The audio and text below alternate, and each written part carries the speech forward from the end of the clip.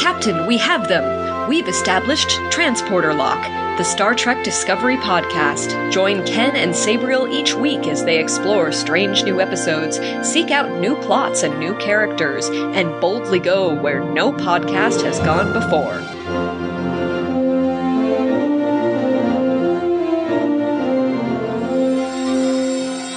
Hello and welcome to Transporter Lock episode number 39 for season 2, episode 13 of Star Trek Discovery, Such Sweet Sorrow, part 1 of 2, because I'm your chief engineer, Ken Gagney. And I'm Captain Sabriel Maston. For only another week until the end of season 2 of Discovery. Oh my gosh, so much to do in such a short amount of time. I know, I don't know how things are going to wrap up. We were just talking before the show. I thought there were 2 more episodes left. No, this is Such Sweet Sorrow Part 1, and I believe next week is Such Sweet Sorrow Part 2, although, as I mentioned to our guest last week, Jessica, hasn't the entire season sort of been a 14-part finale? Yeah, I don't think of these as parts, and I don't even think they had a Part 1 in here, so I'm thinking next week will be a new title. It's possible. Memory Alpha currently calls it Such Sweet Sorrow Part 2, so we'll see. But I agree that it is a very serial season. It's been a very serial show since its debut, but it rarely ends on that much of a cliffhanger where the next episode picks up right where the last one left off. Yeah, not in this way anyway. I think they just did it like an episode or 2 ago, but not like to this manner.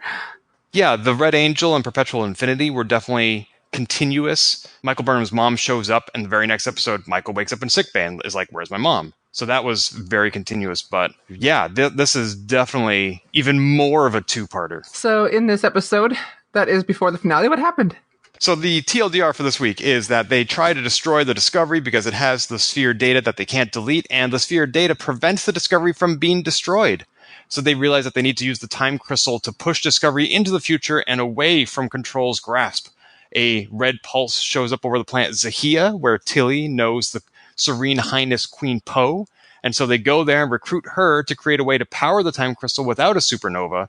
With Michael Burnham piloting the Red Angel suit, she will open a wormhole, bring Discovery into the future, the crystal will burn out, she and Discovery will be stuck in the future, and Enterprise and Discovery have to fight off Control's fleet while this is all happening, and the rest of the Discovery crew, the main characters that we all know from the bridge, say to Michael, "We're going with you into the future."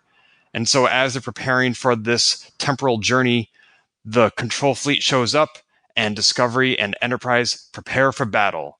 End scene. Oh my god. I was just typing it so I don't want to forget, because how cool it was for you just to be able to say Enterprise and Discovery were doing a thing. And Enterprise is not the focus, which is weird in a Star Trek show. I know, and that's actually... Well, first of all, I do want to talk a lot about Discovery, but I want to know, in general, without specific moments or scenes or speeches, what was your impression of this episode, Captain? I thought there were a lot of great parts, but it kind of left me just whelmed overall. It left you what? Whelmed. Not underwhelmed, not overwhelmed, just whelmed. But I thought there were lots of great individual moments. But the overall arc didn't move you? This episode, anyway, didn't. It didn't move me. It just... Okay, cool. I'm ready for the next one. Yeah, there were a lot of things about this episode that, on an intellectual level, I feel like this shouldn't work. They shouldn't have done this. This doesn't make sense. And yet, this episode of Discovery made me do something that I have not done all season, which was watch the episode again. It really grabbed me. I was really moved by it, and there were some things that I just absolutely loved. This may be one of my favorite episodes of the season. Oh, cool. Well, good. I'm glad you had that experience. Yeah, and I'm also a little perplexed, flustered, and perhaps even frustrated that it is one of my favorite episodes because, like I said, there are things that I shouldn't like about it, and yet somehow they made it work. I'm going to ask you what you didn't like about it in a second here, but maybe my feeling is because it's supposed to be spread over 2 episodes. Because it's not like I didn't like it.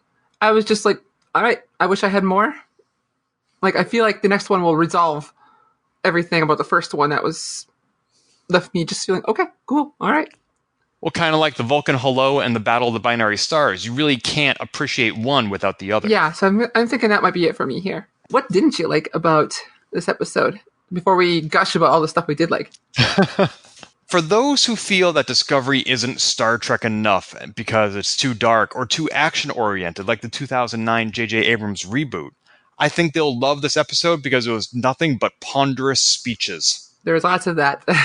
Yeah, there was a lot of dialogue in this episode. And a lot of it seemed redundant after just 3 weeks ago when we saw Michael Burnham prepare to strap herself into a chair and die to entrap the Red Angel. She said goodbye to everybody back then, and here she is doing it again.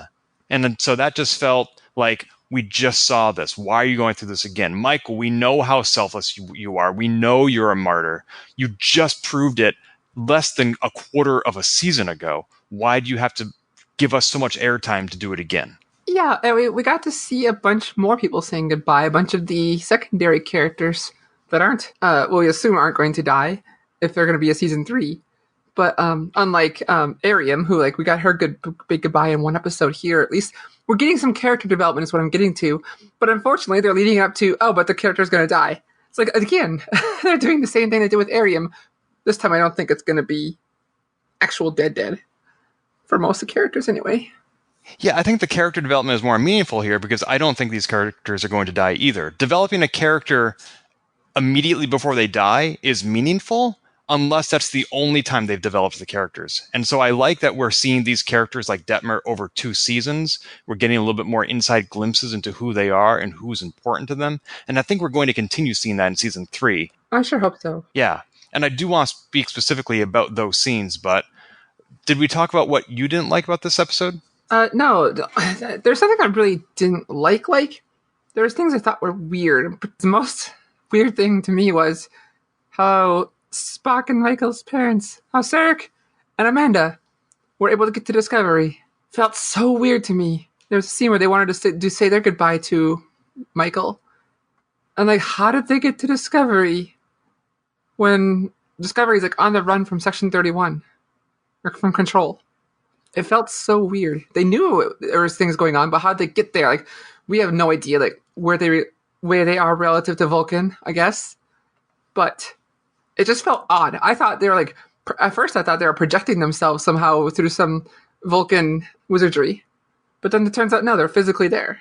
I was okay with them knowing where they were. I am less okay with them having the means to get there in time. That's what I mean. But what I'm really not okay with is the fact that Discovery let them on board. Discovery should be quarantined because they don't know who Control has infiltrated. Oh, see, I didn't even go that far. I'm just like, okay, sure.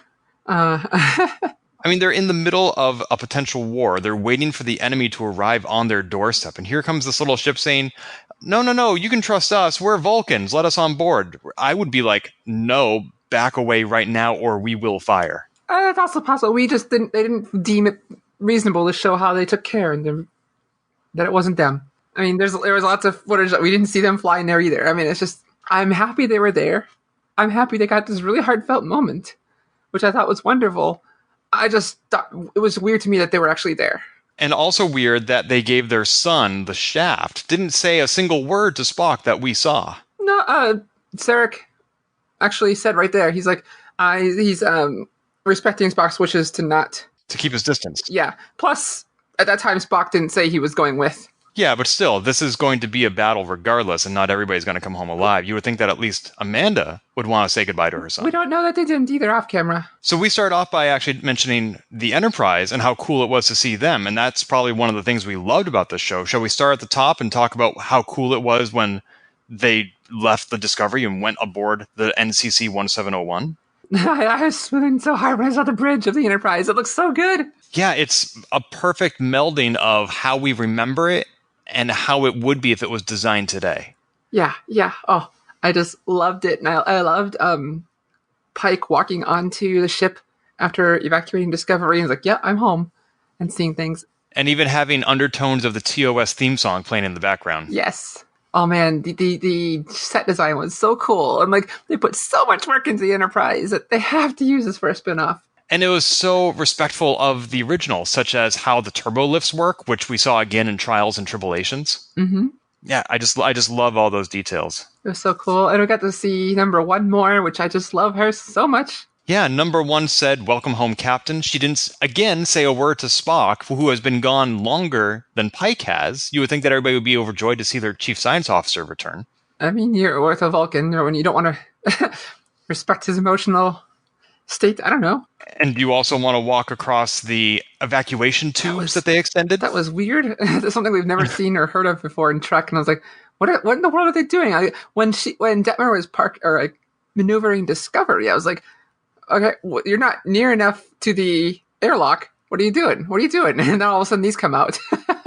I mean, I knew they were doing some sort of docking maneuver where they were trying to align their axes, but I didn't know what the goal was because, again, we've never seen that before. And how tenuous must that connection be? They would have to be perfectly still for that sort of a physical connection to remain reliable. Yeah, there might be some give. We've never seen it before. There was somebody on the bridge named Ammon, who we've never seen before, and I checked Memory Alpha, and she is new. But apparently, I didn't notice this in this episode, but there was also Yeoman Colt, who we previously saw in The Cage, and she was on this episode of Discovery as well. Oh, that character. Okay. I do know that character because I just watched The Cage, or at least the beginning of it a few weeks ago. I didn't catch that it was her, though. Yeah, the Telosians described her as having youth, strength, and unusually strong female drives. I didn't catch where she was in Discovery, though. That would have been on the bridge. He had mentioned the names of a few people. I don't remember what was when he first walked there or during another scene, but I remember that now. So when they tried to destroy the Discovery and they failed, what was your first thought about what was happening? I thought it was plausible they were going to destroy Discovery and then we can just use like the Discovery, like they can just, I guess they don't have any more of the ships of the line though. We only know that they have 2 of those ships. So I guess I was thinking, at the time I was thinking, okay, they're just going to build a new, or potentially build a new one. But when it didn't blow up, I was like, okay, that also makes total sense. Did you have any theories for why it wasn't blowing up? Oh, I figured it right away. It was the sphere data protecting itself immediately. Oh, then you're quicker than me because I thought it was Control. Gotcha. I thought Control had taken over Discovery, and I thought that when they fired the photon torpedo, a moment before it struck the Discovery, I expected to see the ship warp away right out of the line of fire. And here, Michael's like, we should have seen this coming. And I was like, I should have seen this coming. But it totally would have been within... I mean, also, I've been watching a lot of the TV show Leverage lately, where they get the bad guys to do what the good guys actually want by tricking them. And so I wouldn't be surprised to see Control maneuver the crew of Discovery into abandoning the ship so that it could have it. That totally seemed like something that it would do. I could see that. But the fact that it was the sphere data instead implies that it's far more integrated into the systems than we previously realized. They alluded to it before, but I don't think they've given us much reason to think about it, period. It just kind of mentioned it once and like, okay, that's it, because it hasn't affected anything else. So as viewers, we weren't primed to think that way. Right, but it is in fact able to control like command systems and override executive orders. It is entrenched in all aspects of Discovery's operations. And it's possible that it was doing that while they were evacuating too, I suppose, and they just didn't know it. Still, though, it doesn't mean that Discovery is invincible or undestroyable. I mean, yes, they can't self-destruct it. They can't hit it with photon torpedoes, but in a battle scenario with 31 Section 31 ships attacking it, I can imagine that it can still be destroyed. Now, I know that's not Section 31's goal. I'm just saying that given enough firepower, Discovery could still be destroyed. And I felt like the crew of the Discovery gave up too quickly. Hypothesis there is that if they would have kept doing it, Discovery would have started defending itself. And then, like, well, you're not getting anywhere then. Which it should, but I'm imagining a scenario that eventually the defenses are overwhelmed because given enough firepower, those shields would come down. Yeah. And heck, it might have just spore driven or used the spore drive somehow itself to get away from there. That's true. We don't know where it might have gone. It was in this scene that we also saw Burnham have that vision of the future, a very violent one. Dang, yeah, we see a torpedo like launch or shove itself right into Enterprise and not blow up. Yeah, we saw that twice, that specific aspect of the future, and I'm wondering how that's going to play a role next week. But I was more distraught to see everybody we know shot and killed. Yeah, oh my god, Leland, in his vision, Leland comes onto Discovery Bridge and just shoots everyone, like, instantly. Like, he even shoots Georgiou in the head with the phaser, like, something I don't think we've ever seen in Star Trek before. Yeah, and also our navigators who rarely are in the line of fire. I mean, seeing Detmer killed, and also seeing her fellow navigator, Awoshikan, just slump over the console with her dead eyes and slide down to the ground. Wow. This is a very dark moment in Discovery. Yeah, it was brutal. And then like Control Leyland picks up Michael by her chin. Yeah, he is very glad to put her down. This may be a machine, but it is taking savage pleasure in destroying his nemesis. So oofda. Fortunately, Burnham, for some reason, sees this future and hopefully is able to put us on the path to stop it. She comes up with the idea to move Discovery into the future, and they have a little confab in one of the conference rooms about how to power the crystal, where Georgiou has a wonderful idea. I love that scene so much. Tell me about it. Well, they're like, well, we need to use basically the power from a supernova to power this thing. And she's like, well, then no problem. Find a star, fire an antimatter torpedo into its core. And so he's like, well, you're responsible for the death of any lives within 12 light years. And she says, yep. She's like, what? I thought there were no bad ideas. And everyone's like, that's a bad idea. That was a lie. That's a bad one. It was fascinating that she was proposing doing exactly what Soren did in Star Trek Generations. Pretty much, yeah. And I wasn't sure that everybody wouldn't go along with it, because if the alternative is the extinction of all life, then 12 light years seems a small price to pay. Plus, just trying to find all that, like, yeah. I mean, it did say finding a red matter giant or red giant would be easy enough, but one that supernova, yeah. So I guess they could have done it, but yeah. Yeah, this was fantastic. And then just at that moment, just like Georgiou predicts, they need another signal, so it shows up. This now makes 5, and it's becoming pretty clear that each one is giving them something that they need. Like, they show up on the planet where Poe is queen, so they need Poe to power the crystal. The one over Borith, they got the crystal. The one over the Kelpian homeworld, they evolved Saru. The one over the Hiawatha, they got Jet, who we see playing a vital role in this episode. We still don't know why the pulsar or New Eden was important. No, other than it being a plot point in the future, we don't know what it has to do with the present. I thought that scene was neat in the ready room because this showed that Spock had changed his mind about the importance of the signal, and that they had here he's like they do seem to have some kind of intelligence behind it, not necessarily in concept, but in what it's doing. Like something is intelligent. Intention. Yeah. And he said there was intention to the design. Yeah. Like that's a change on how he was feeling earlier in the season. And also Burnham. I mean, she was the one who just previously said, I'm going to ignore the red signal and go after the Section 31 ship. It's pointless to speculate as to the cause of these pulses, she said. So then we, that was such a cool, I saw Tilly getting so excited to see Poe. I love her title too, the Serene Highness. That's an amazing title. It does make me wonder, and this is something we discussed when we saw the short trek, is when that short trek took place, because we had deduced previously that from Tilly's rank, it occurred after she was promoted from cadet to ensign at the end of season 1. The end of season 1 flowed directly into the beginning of season 2. There hasn't been a lot of discontinuity between then and now, so I'm wondering how long ago she met Poe. Yeah, that's an interesting fact. I don't know. And the only time I can think of is after Tyler got stabbed by Leland, and I asked you how come he was so well the next week, and you point out that, they said that happened several weeks later. That's the only significant gap in time that I've observed in this season. So that means that they would have met Poe just recently. Heck, even in that timeline, even today's episode, Stamets mentioned that he gave up on a position on Vulcan months ago. When the beginning of the season, true. That was supposed to be happening then. So it has been months since things got started. That's true. Okay, so I guess that means that there's more that we haven't seen than I realized. People have noticed online that the star dates, not that I ever pay attention to those because they're just gibberish for the most part, but a lot of star dates have been going out of order. But I think that happened last season too, where they will go up in number, down in number, up in number. Yeah, this week it was like 1016.3 or something, and that doesn't sound like a star date that we would recognize. I know the original series had some wonky, because it was just made up stuff. They had no real system. And even in the TNG era, like the Stardate system has some like vague resemblance to what's going on in the universe, but for the most part, it's just gibberish to sound future-y, spacey. I can certainly forgive TOS for making it up as they go, because they had no precedence, no lore to be beholden to, no continuity. You would think that Discovery would try a little bit harder. Yeah, I suppose they're playing homage to the original. or, obviously it's made up for fun stuff, but there might be some kind of time constant with it that is just misunderstood by us. Or maybe we're watching the episodes out of order. It could be that. Maybe they're experiencing. It has been a hypothesis. Maybe there's some kind of hint that the time keeps going weird and wonky.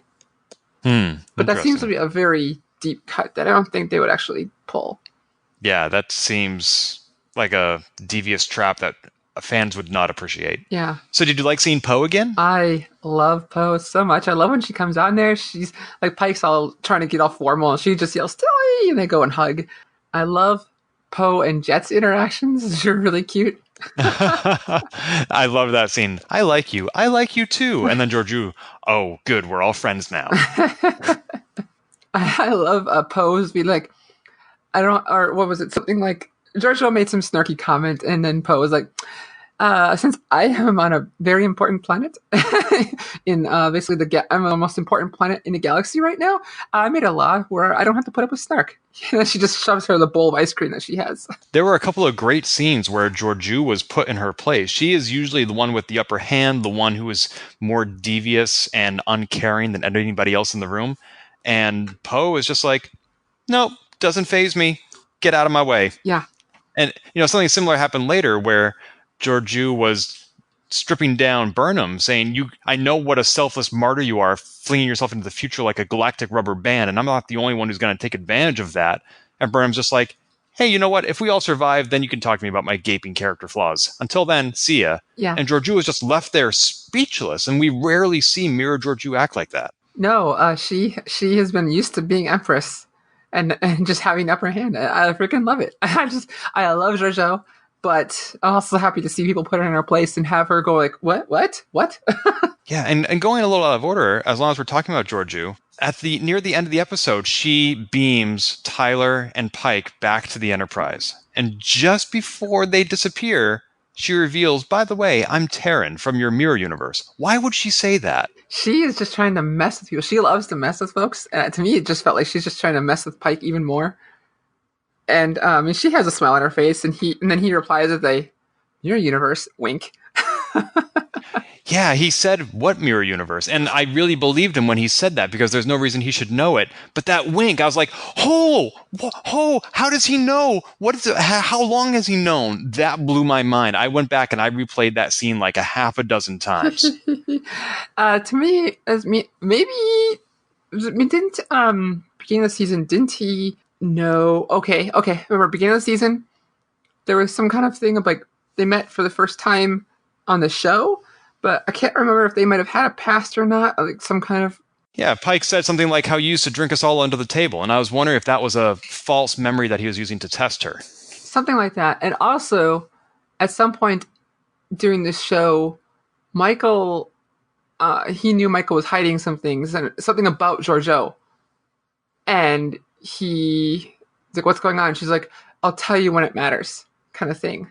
And so it's very possible that off screen, she mentioned something to him too. Even if Burnham didn't fill him in, I can imagine that he could have deduced, especially after Georgiou implied that they should blow up a star, that he figured out on his own that this is not the Georgiou he knew.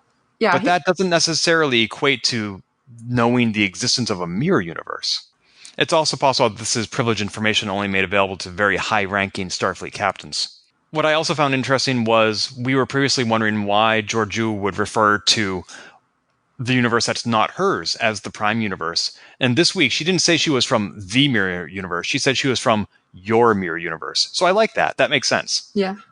Later on in this episode, because they got Poe on board and they helped figure out how they're going to power the time suit. And all that jazz. And they needed a time crystal, but they need to use a spore drive to just shove a bunch of power through it. And they're like, hey, it's not going as fast as we can for the plot. And so she's like, okay, I'm just going to sit here and do the thing, take off the casing that we need to do so it gets all the power it needs for the plot. And then she starts seeing the vision. In this moment, I was like, no, I must protect Jet. Don't you dare make it so she can't return in the future. But also, she was seeing the same vision that Michael saw, or at least the beginning of it, and or like the battle part.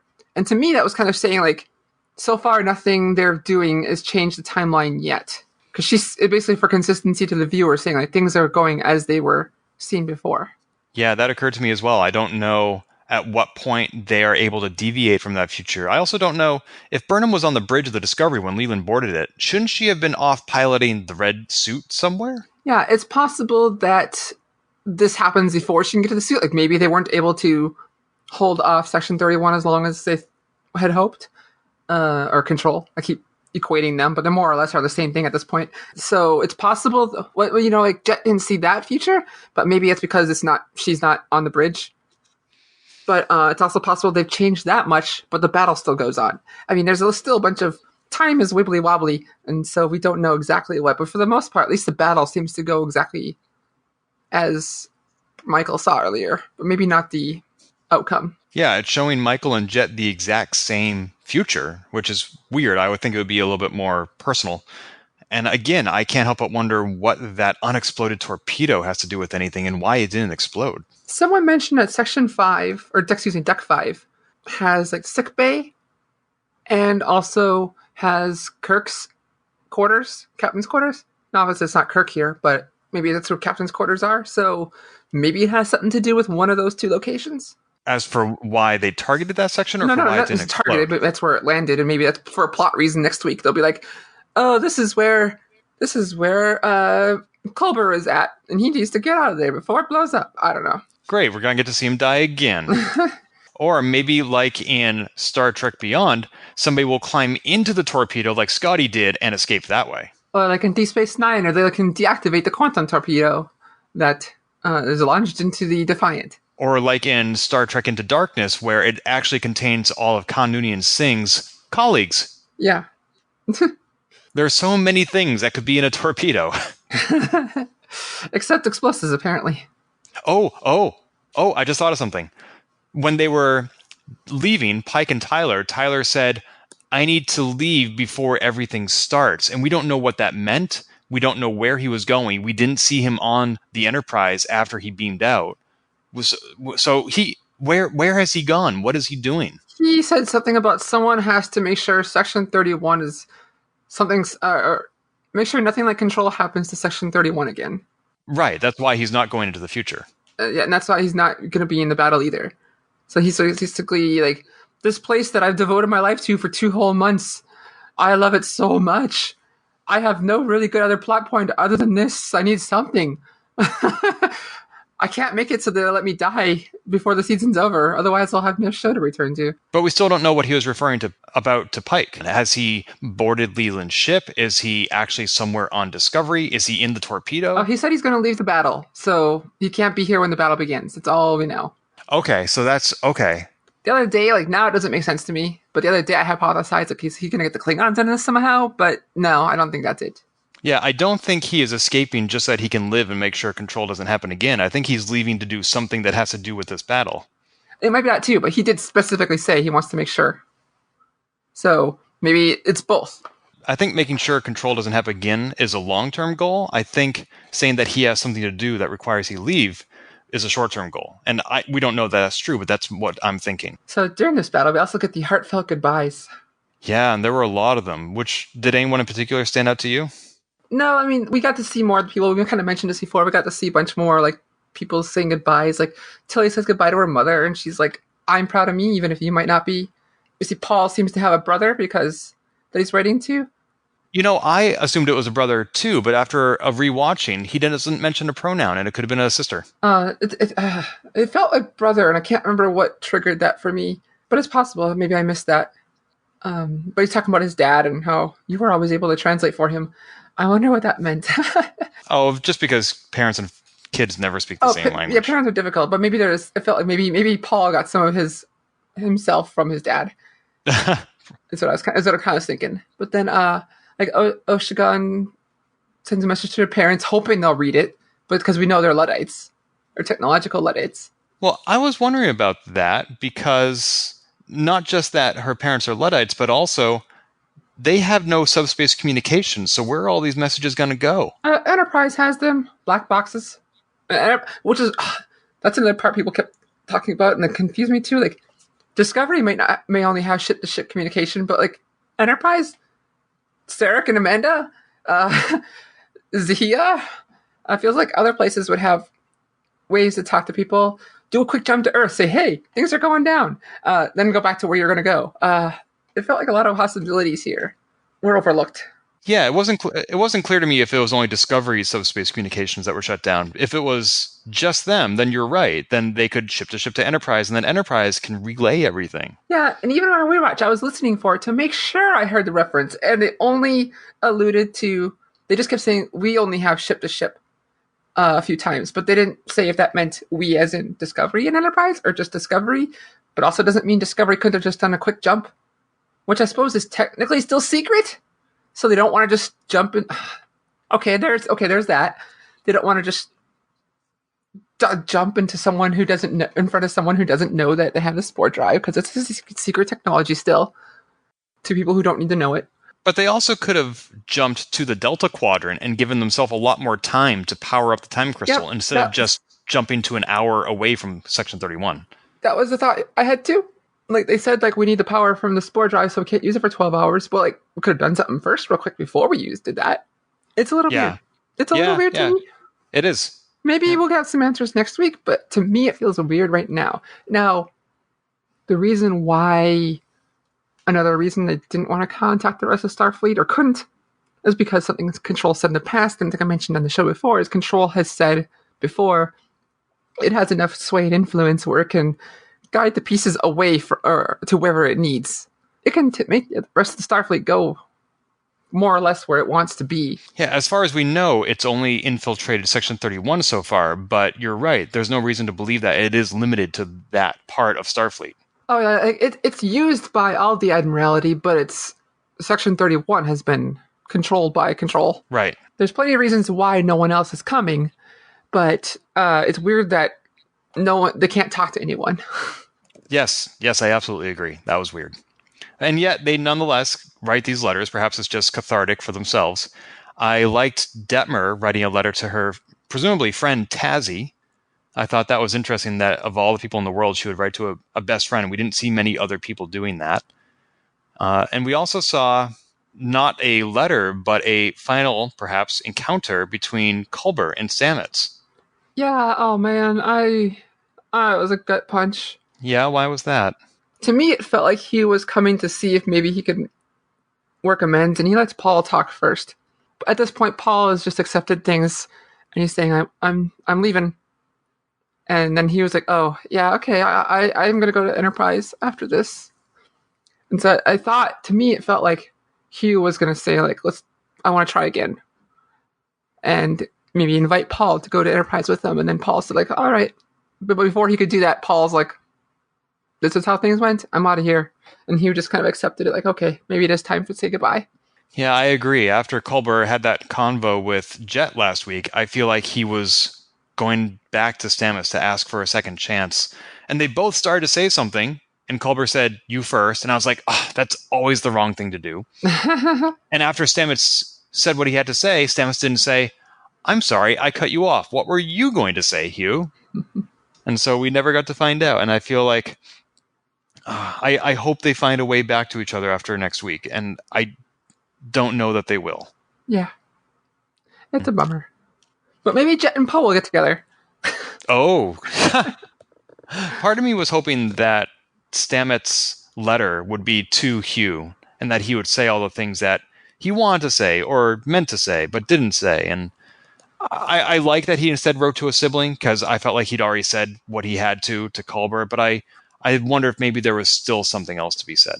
Yeah, when we first showed like Paul reading, I wondered if it was to Culber at first before, it continued and quickly showed it wasn't, but that's what I thought it might have been going at first. Yeah. We saw Burnham on the bridge saying how she loves everybody and saying goodbye again. Yeah. And then moments later, we saw Pike on the bridge saying goodbye to everybody. He went around, said nice things to each person, which I thought was kind of neat. What I liked about that scene, and actually when Pike was leaving, I teared up at the end because he was just walking the turbo lift and Michael stops him and everyone just stands at attention to him and kind of gives him respect as he leaves. And that got me to tear up a bit. Something I didn't realize until the second viewing was when he goes to Berman and says, "Not all of us get to find out what's in our hearts. And when we do, it's not always what we expect." it didn't occur to me that he was referring to his own future that he had seen in the time crystal. Yeah, that one to me right away. He's like, oh, he Yeah. knows. And then Burnham also got a private goodbye with Ash Tyler again. I just tuned out for a moment. I don't think I even actually saw it. I know they kissed. I think I blinked and saw that, but Kissing a guy with a beard. well, Ew. that too. But just Ash. I don't. That relationship is nothing for me.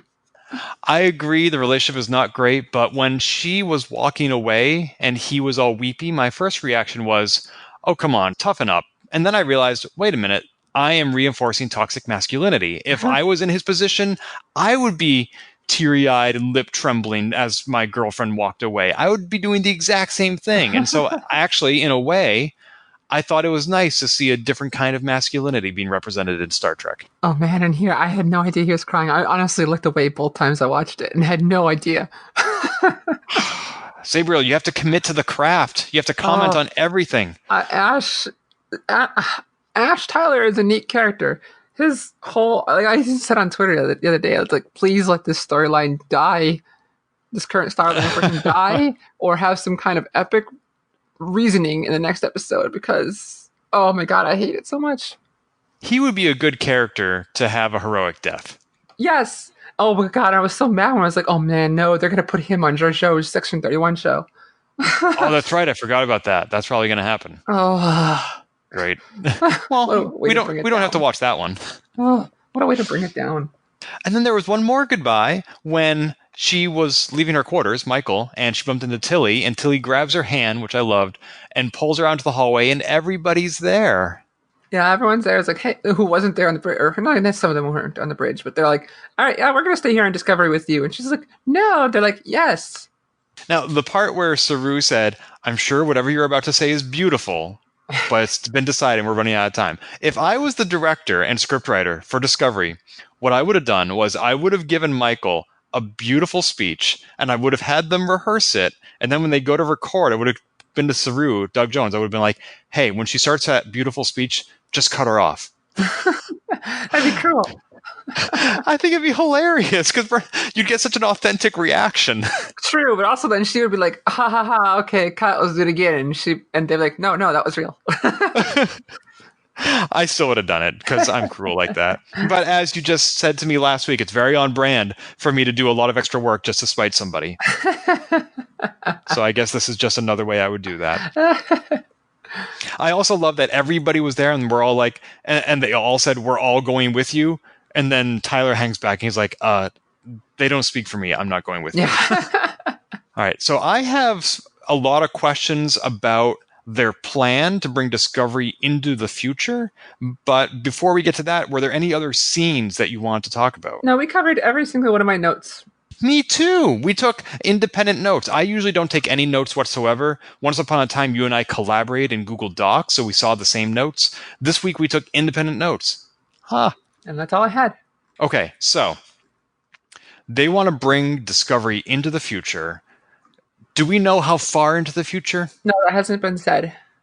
Okay. I was thinking they're somehow time locking it, time linking it, time tethering it to her mom's time because they're using the plans for her suit. But there's nothing, I'm just guessing. That's not based on anything other than, this is how Star Trek works in the past. Right. I assume it's 950 years, give or take, because that's roughly when Dr. Burnham is existing and also when the short trek took place, but that has not been confirmed in this storyline. No, it's just going on Trek sense. Okay. Another question. If they take Discovery into the future with the sphere data, the future that Dr. Burnham was trying to prevent, she said that no matter how many changes she made, how many leaps she made, Control always got the sphere data. So if this mission is successful, they are going to be bringing Discovery into a different future from the one that Dr. Burnham was traveling back from. Is that correct? Yes, and then that gets to the fun part about time travel. We don't know if it's going to be the Back to the Future time travel, where you can affect things in this timeline continues on, or if it's also going to be the same Back to the Future, where no changing events made a parallel time. We don't know. And then also now in this one, we have Pike is time locked into his timeline. Like, none of this makes sense. Right. We know that Michael Burnham hopefully will end up back at Terra Elysium, where her mom was, but if it's a different timeline, then her mom won't be there. Or will she? But yeah, it's just, we don't know. Time travel, that's why it gives me headaches. That's why when I became captain, I swore I'd never get stuck in one of these paradoxes. But for real, time travel rules in Star Trek and just in general media are so changing and so different, and even Star Trek is currently not being consistent with itself. It's true. I mean, if they wanted to be consistent, then we would have seen Captain Braxton show up by now to stop all this. Yeah, or maybe that's another thing. Like whenever maybe the Federation of the Future just hasn't noticed this one yet. The ripples haven't gotten to the future yet. Or yeah, it's so weird. Or because of the events of Control doing its thing, because we've seen the future already just from watching Star Trek, and then so clearly Control is going to lose, but in their reality it wins. What? So the future Federation that time travels through time doesn't exist, but it also does. What? You bring up a good point, because I've read some of the temporal investigation novels set in the Star Trek universe, and this future Federation from, I forget, the 31st century or whatever, they allowed some timeline manipulation to occur intentionally, and they did not go back and correct it, because it was those alterations that led to the timeline that they existed in, and they, of course, wanted to exist. Yeah. So and then here we had the temporal Cold War and all that jazz too. And so, yeah, you want to be consistent as a viewer or a fan of Star Trek, but we can't because they do what they need to for the plot to work. And since we don't know how time travel works, or if there's only one way for time travel to work, it's hard to really be consistent or even to be critical. I mean, I'm not saying these are not valid concerns. They are, but it's science fiction at the same time. Yeah, and Bashir could be his own grandfather. Wait, did that happen? That was in original or Trials and Tribulations in Deep Space Nine, their little anniversary episode. Oh, that's right. That's right. Yeah, Dr. Bashir was flirting with a gal on the turbo lift, and he's like, wait, maybe I'm supposed to meet her. Maybe I actually am my own grandfather. I love that. I forgot that, and I love it. Thank you. One of the things Pike said was that they cannot allow any ships to follow Discovery through the wormhole. That makes sense to me, because if Control got through to the future, it seems to me that Control wouldn't care when it gets the sphere data. If it goes now or 1,000 years from now, it'll still take over the entire galactic quadrant. So why not just go into the future? So it makes sense to me that Pike sees that as a threat. It would stop it from happening. Oh, now we totally know what's going to happen next week. Some ships are going to try to follow. Oh, yeah. Well, just like when the Borg sphere went back in time and the Enterprise said we have to follow in the temporal wake and go back with it, I imagine that Section 31 will want to go to the future with Discovery. Oh, speaking of the big battle, and we finally get to see Star Trek do something that people have said it just doesn't do. Because the thing like Battlestar Galactica, they have all the Vipers do all the little fighting, while the big ship, the big capital ship, does its thing. In Star Trek, it's traditionally been all you see is just like battleships fighting each other. You see the big ship, and people have been like, "How come they don't have any like tiny attack squadrons and whatever like that?" And besides being Starfleet's all about exploration, but they were in a war. They've been in wars before. Here we see them actually getting shuttlecraft, getting shuttle pods, getting like the worker bees all fired up to fight 30 ships. I thought it looked really cool. Like we finally get to see Star Trek kind of do like a Battlestar Galactica like thing and have tons of little Vipers flying around doing the thing. I never saw as much Battlestar Galactica as I would have liked, so I didn't get that far, but this is a cool scene, and I love seeing all those little ships. I still have to wonder how they can possibly make that big of a difference, because these are very small ships compared to 30, at least, Section 31 ships. It seems like they're just delaying the inevitable, because so Section 31 ships must have little shuttle pods as well if they want to even the numbers. Spoilers, but not really for the next episode. We saw that in the preview. They have tons of little ships. Oh, wait. I didn't see the preview. Oh, you said you did. No, I didn't say that. Oh, well, it's not really a spoiler because you know there's a fight coming. Okay. Well, that's a spoiler I can live with. That is the spoiler. Like there's a fight coming. You see tiny little ships flying around. They're going to have small ships fighting small ships. Oh, fun. I just realized I didn't scroll all the way down my notes, and I actually did have notes about that battle that is occurring, or going to occur, because two things. First, when Burnham pulls up that diagram, she says, they've surrounded us. It looks to me like they're surrounded on two planes. Yeah, that graphic did not like they actually the graphic did not show what showed even when they showed it in the show. They had the ships coming in at different trajectories, not all only 2-dimensional. None of them showed up directly above the Enterprise and Discovery. Oddly, like they didn't surround them in a sphere, but they surround them in like a cylinder. Yeah, but not a total circle. It does seem to be a recurring issue in Star Trek. They're like, why don't you just go up? I actually thought this last week or a week or two ago when L'Rell's ship was there, they actually had Discovery and her ship not on the same plane. Like they were both angled in different directions and just hovering near each other. And I was like, finally, they did it like you're supposed to do it.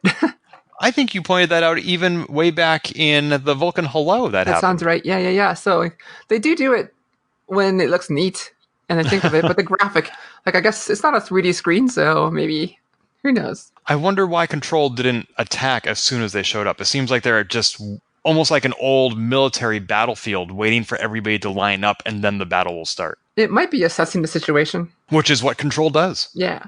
Going back to the plan to go into the future, Burnham wants to bring Discovery into the future. They'll both be stuck there. When Dr. Burnham went to the future, she was stuck there. She was able to go back to the past, but then she got rubber banded back to the future. I think you and I have discussed that it doesn't really make sense that she would get rubber banded to the future instead of the present where she originates. I'm wondering if there will be some other rubber banding effect applied to Michael and Discovery, and if so, where they'll be rooted to, where they'll rubber band back to. Oh, that's possible. I hadn't thought of that this time. Yeah, the rubber banding thing's a little weird. Like time for whatever reason wants them to be in a certain period. Now, there is some intention to that design. I think in the Marvel comic book universe, time is a living, conscious entity. I would hope that's not the case with Discovery as well. I talked about before where like 2009 Star Trek movie book, the novelization, says like the reasoning everyone from the original series got together in the movie is because time is trying to repair itself as best it can. That's true. But like even Michael's mom was like, time is evil. It's not this huge, beautiful thing.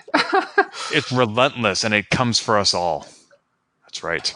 So we know now that the rest of the crew, Saru, etc., want to go to the future with Michael. We don't know if that's going to happen. We don't know what's happening next week. Well, see, that to me, that left something open to like, we're going to be on Discovery up until the point of getting off it or going with. I thought about the first time I viewed it, like it means we're going to go with all the way.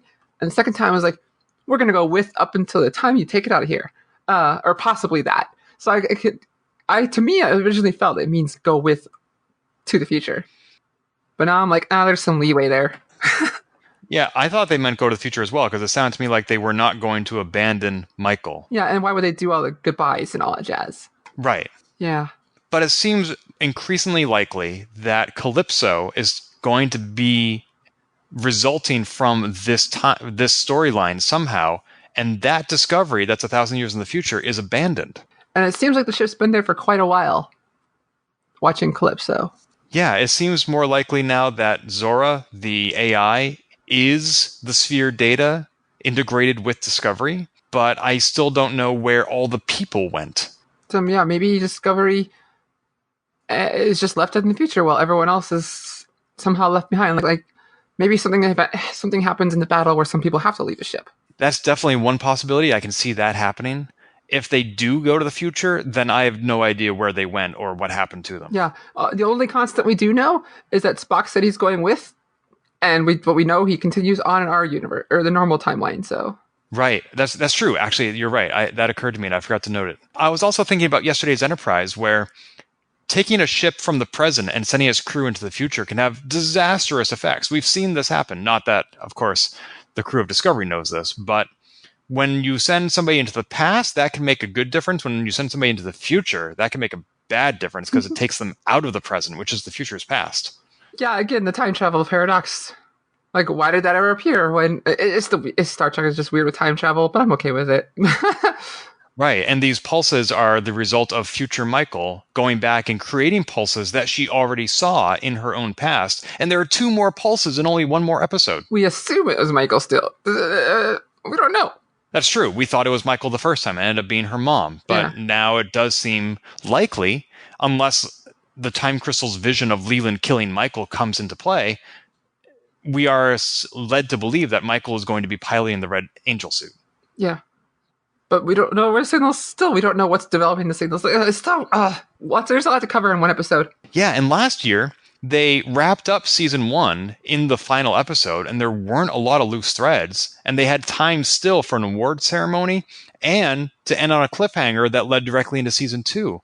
I don't know where this season is leading. I don't know how they're going to tie it all up, and if they're going to create an opening for season 3 that is somehow a new storyline. Yeah. Yeah, there's a lot riding on next week's episode. I'm very much looking forward to it. Yes. Anything else before we wrap up? No, it went beyond my notes. We don't know what's going to happen next week. But I can't wait to find out. Until then, hit it. If you've enjoyed this episode, please leave a review on iTunes and keep your hailing frequencies open by following us on Twitter @TransporterLock or subscribing to our podcast and email newsletter at transporterlock.com.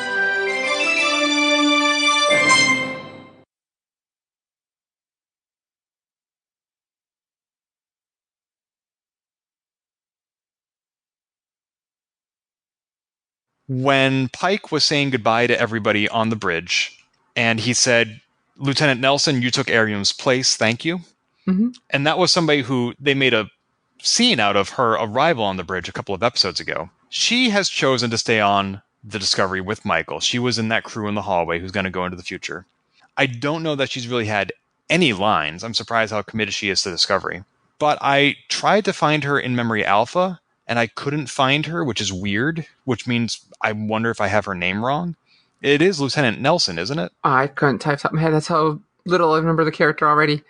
I know who you're talking about. I just haven't committed that to memory yet. I thought that's what Pike called her when he was going around the bridge saying goodbye to everybody. But if I have the name right, in Memory Alpha, there is a D. Nelson, the initial D. Nelson, which was the name on a gravestone at New Eden. Huh. Oh, there we go. Because we didn't get many looks at the gravestones. I remember trying, but they just didn't focus enough to let us see them, for the most part. That's interesting if that is the case. But I don't know how that could come into play, because the residents of New Eden themselves did not time travel. So how could Lieutenant Nelson from Discovery end up buried on New Eden? Time travel is very weird.